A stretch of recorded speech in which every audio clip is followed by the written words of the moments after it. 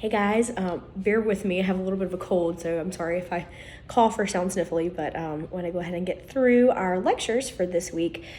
Today we are going to talk about power and citizenship in American politics.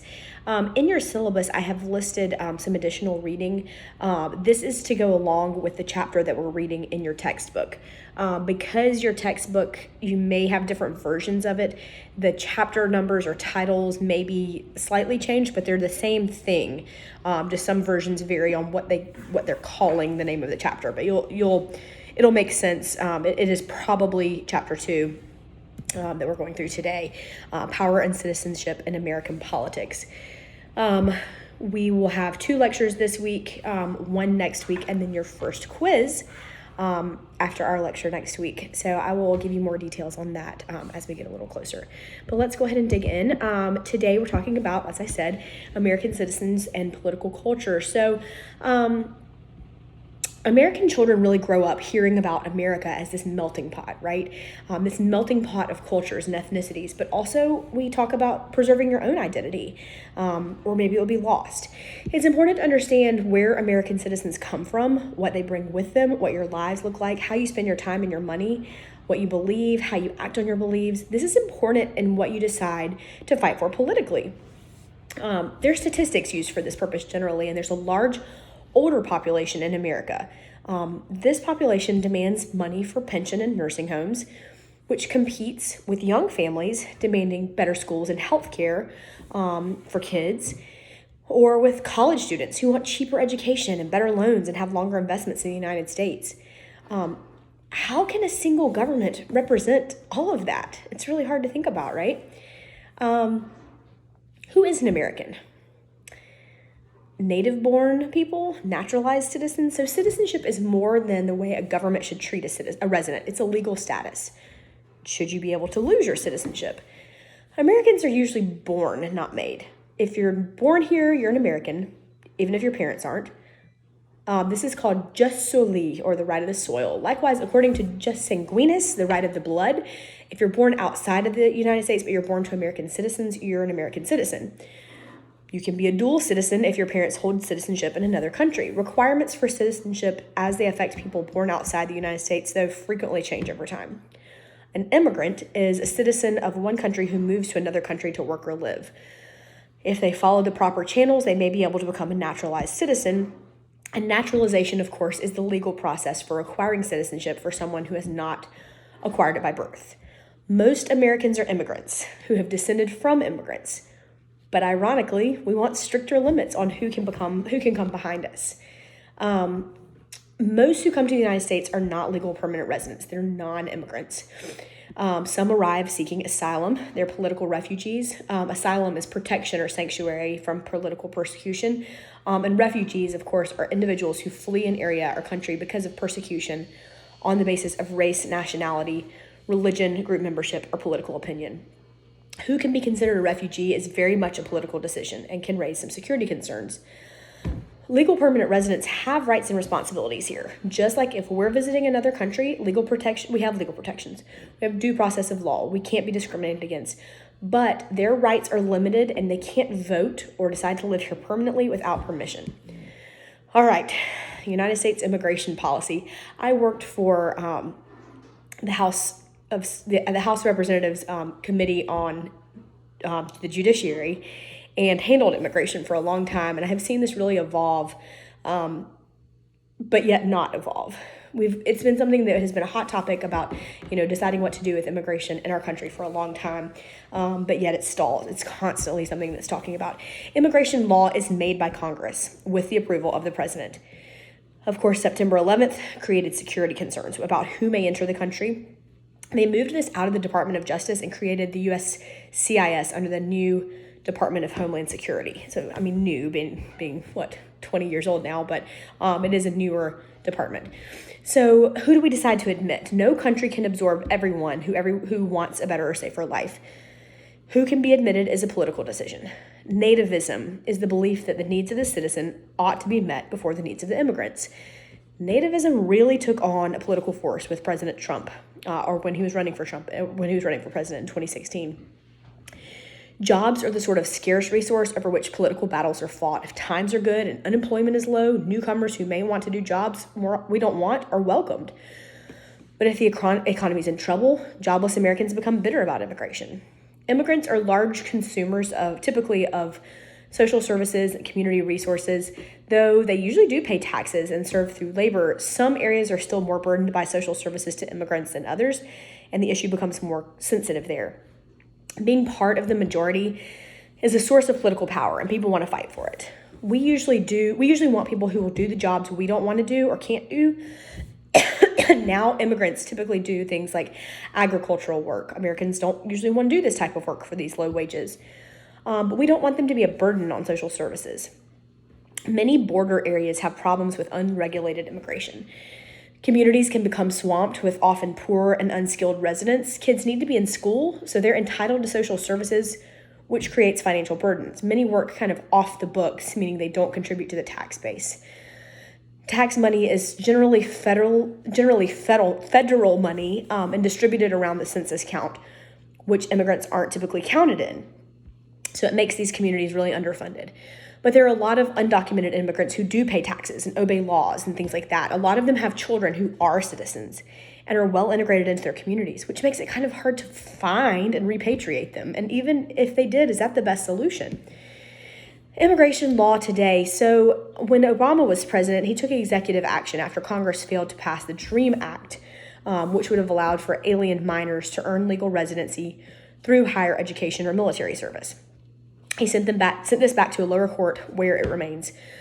Some states act on their own. In 2010, Arizona made it a crime for immigrants to fail to carry documentation on them. Excuse me. This could lead to racial profiling, though, and the law was struck down in 2012 by the Supreme Court, who said that states can verify the status of who they stop, but they can't infringe on the right to set immigration policy. Your book talks about someone named Jose Antonio Vargas, who said, "I hope people in this country don't take their citizenship for granted. Freedom was paid for. This country has always been an experiment and it still is. But how do we define an American? How do we keep the republic? With laws, with papers?" When we're analyzing the role of immigration and the meaning of citizenship in U.S. politics, this is really something to think about. How do we define American, and how do we keep our republic? So some of the ideas that unite us, making a single nation out of such a diverse group of people is really hard, but we all share fundamental attitudes about how the world works and how it should work. Political culture is the broad pattern of ideas, beliefs, and values that a population holds about its citizens and government. When we say Americans think, we mean most Americans hold these views.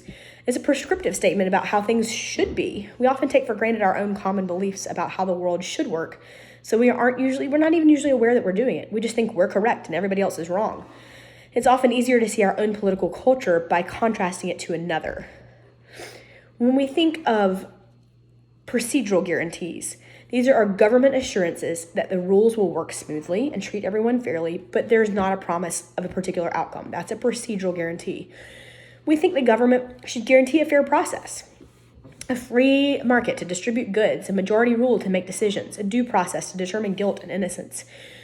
Sweden believes that the government should actively seek to realize the value of equality to guarantee a certain quality of life, to increase equality of income, to have the government evaluated by how well it produces substantive outcomes, not by how well it guarantees a fair process. In the United States, we don't guarantee an outcome. We just guarantee that the rules are going to be the same for everybody. Americans are more comfortable ensuring that things are done in a fair and proper way, and we trust that the outcomes will be good because the rules will be fair. And we're still involved in programs and welfare, things like Obamacare, the American Recovery Act.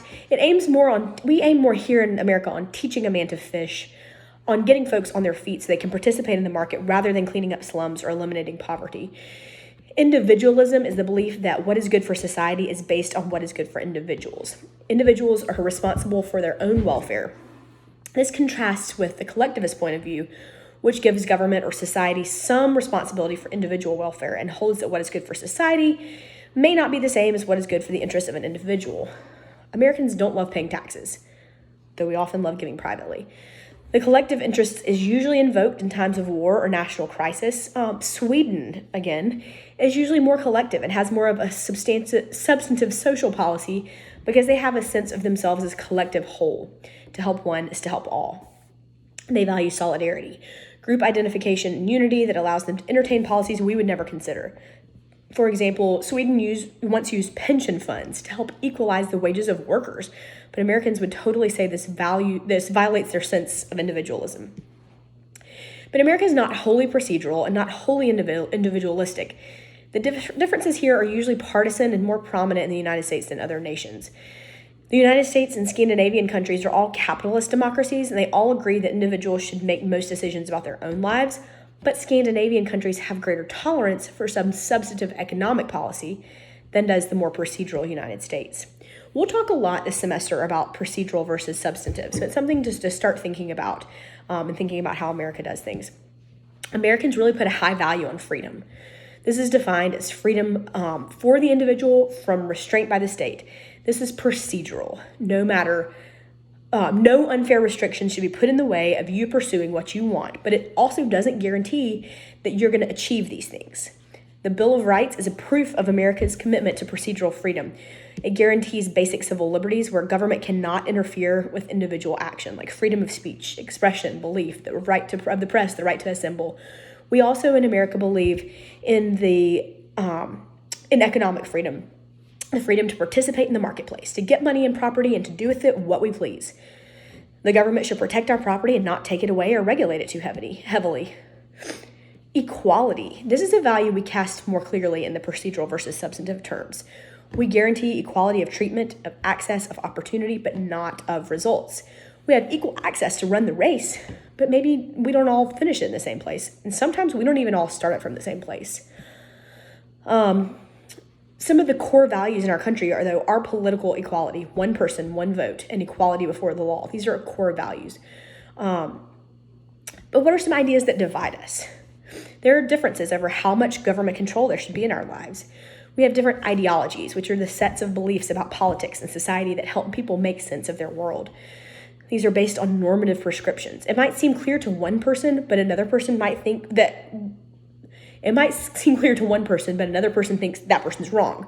So we debate and argue and become passionate and so polarized these days.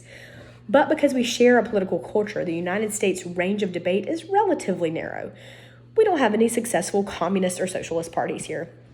We have conservatives and liberals. Conservatives are people who generally favor limited government and are cautious about change. They are usually considered the Republican Party. They tend to promote social values, distrust of government action, except in matters of national security, resistant to change, and they want to maintain a prescribed social order. Liberals are people who generally favor government action and view change as progress. This is usually considered the Democratic Party. They tell a narrative based on potential for progress and change, trust in government innovations as answers to social problems, and expansion of individual rights and expression. Economic dimension. So in the 30s, FDR's New Deal, which were, of course, policies designed to get the economy moving, much like we're working on right now.